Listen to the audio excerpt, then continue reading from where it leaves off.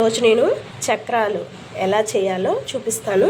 ఈ కప్పుతో నేను 3 కప్పులు బియ్యం పిండి తీసుకుంటున్నాను. అలానే 1 కప్పు శనగపిండి కూడా తీసుకొని వేసేసి ఇది మొత్తం జల్లించి పక్కన పెడతాను.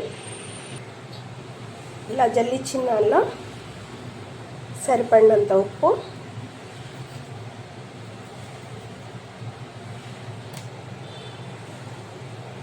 కొంచెం పసుపు,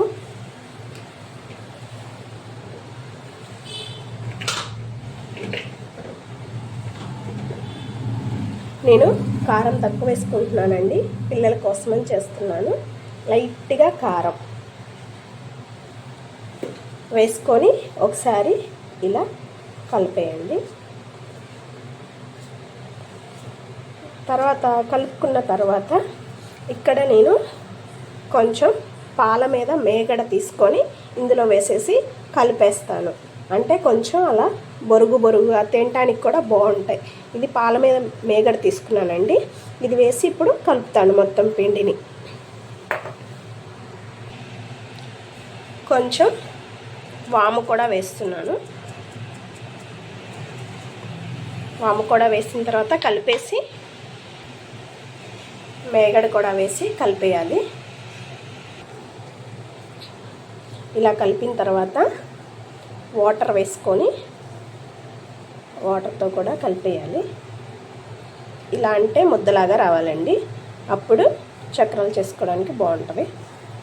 ఇంకా వాటర్ వేసేసి మళ్ళీ దీన్ని ముద్దగా కలిపేయాలి. కొంచెం వాటర్ యాడ్ చేస్తూ కలుపుకుంటున్నాను. ఇదంతా ముద్దగా అయ్యే వరకు కలిపేయాలి. ఇలా పిండి అంతా కూడా దగ్గర పడేలాగా మెత్తగా ముద్దగా వచ్చేలాగా కలపాలండి.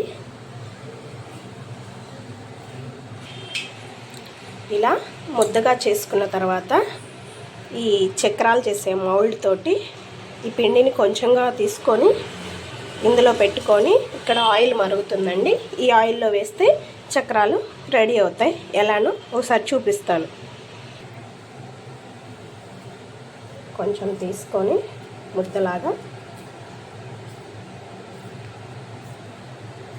చేసి ఈ మౌల్డ్ నేను చిన్నది తీసుకున్నానండి, ఈ మౌల్డ్లో పెట్టేస్తాను.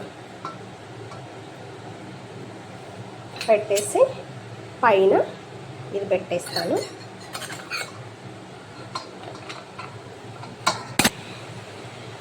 పిండిని ఈ మౌల్డ్లో పెట్టేసానండి. ఇక్కడ పైన అది తిప్పుతూ ఉంటే ఇక్కడ ఇందులో నుంచి అది చూసారా అలా సన్నగా పడతాయి. ఇప్పుడు నేను ఇది ఆయిల్లో పెట్టి వేసి చూపిస్తాను.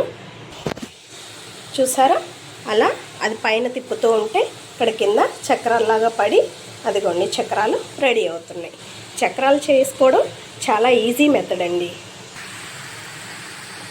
చక్రాలు వేసాను ఆ మౌల్డ్ సాయంతో. చూడండి ఎంత బాగా సన్నగా వచ్చాయో.